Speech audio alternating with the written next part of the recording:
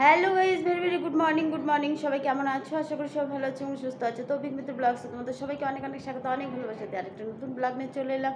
যে যেখান থেকে দেখছো ব্লগটা, তোমাদের সবাইকে অনেক অনেক ভালোবাসা। তো সকাল সকাল উঠে বাসি কাজ সারা হয়ে গেছে আর রান্নাটাও বসিয়ে দিয়েছি। রোদ দেখে তো ভয় লাগছে, কতদিন থেকে এরকমই চলছে। দেখো রান্না করা শুরু করেছি, তাতেই শরীরের কী অবস্থা, ঘাম ঝরে ঝরে পড়ছে। যাই হোক, কী রান্না হচ্ছে বলো তো? কী রান্না করি, কী খাই, কিচ্ছু ভালো লাগে না। ডাল ভিজে রেখেছিলাম কালকে, ডালটাকে বেটে নিলাম। এখানে লবণ, হলুদ, লঙ্কা বাটা দিয়ে দিয়েছি। এটাকে এখন মেখে নেব। এখানে আলু সেদ্ধ করে নিয়েছি, এটা বড়া করে আলু দিয়ে ঝোল করব। তো চলো, কড়াই তেলটাও দিয়ে দিয়েছি, এটা মেখে বড়াগুলো করে নেই। বড়াগুলো হয়ে গেছে আর তরকারিটা বসিয়ে দিয়েছি। তো চলো মশলাটা করে নেই, এটা হতে থাক।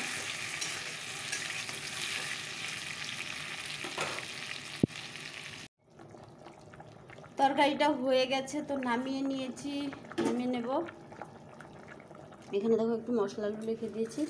এই বড়াগুলো আমি পেঁয়াজ দিয়ে করেছি। তরকারিটা হয়ে গেছে, তো চলো এটা হতে থাকে, আমি একটু রেডি হয়ে নিই। চলো এবার রেডি হতে হবে। আর দেখছো কেমন ঘেমে গেছি।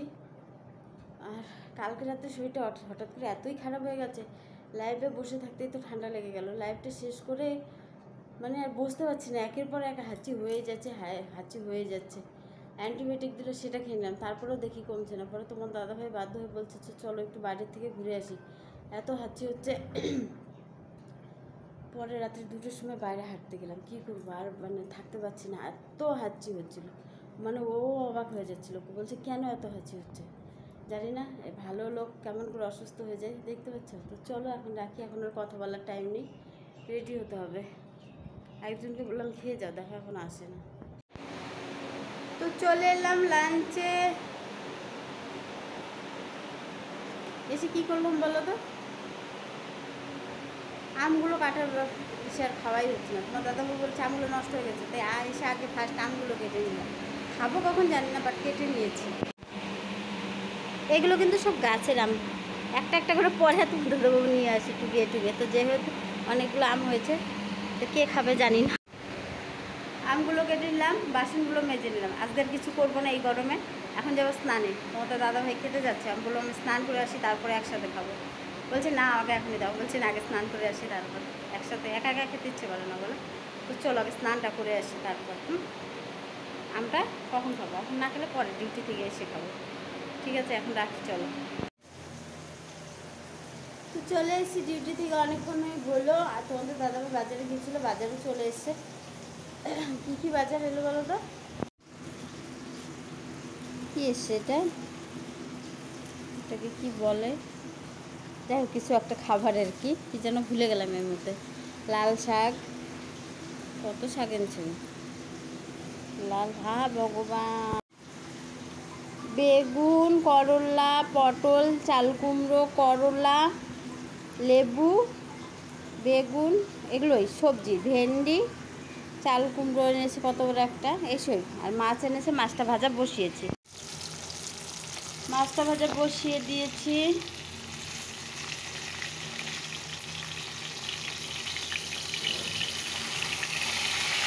চলো দুটো আগে ভেজে নিলাম, আর ওখানে আছে। তো চলো আস্তে আস্তে মাছগুলোকে ভেজে নিই। মাছগুলো ভাজা হয়ে গেছে আর তরকারিটা বসিয়ে দিয়েছি, ভাতটাও হয়ে গেল। তো চলো মশলাটাও হয়ে গেছে, মাছের ঝোলটা পটাপট রান্না করে নিই। মাছের ঝোলটা হয়ে গেল, তো চলো নামিয়ে নিই। খুব পটল ভেজে নেব, পটলগুলো খুব ভালো লাগলো দেখে, তো ভাবলাম একটা পটল ভেজে নিই।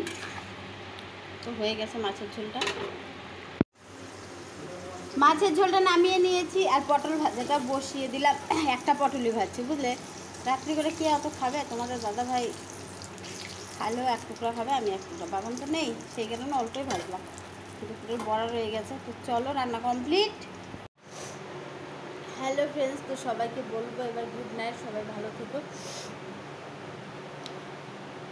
কালো তাই হয়েছে, আজও তাই হচ্ছে, দেখো।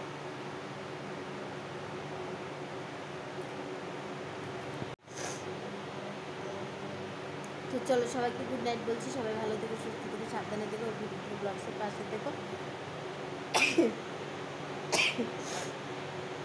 Thanks for watching. হাঁচি শুরু হয়ে গেছে, টাটা বাই। চলো ঘুমানোর চেষ্টা করি।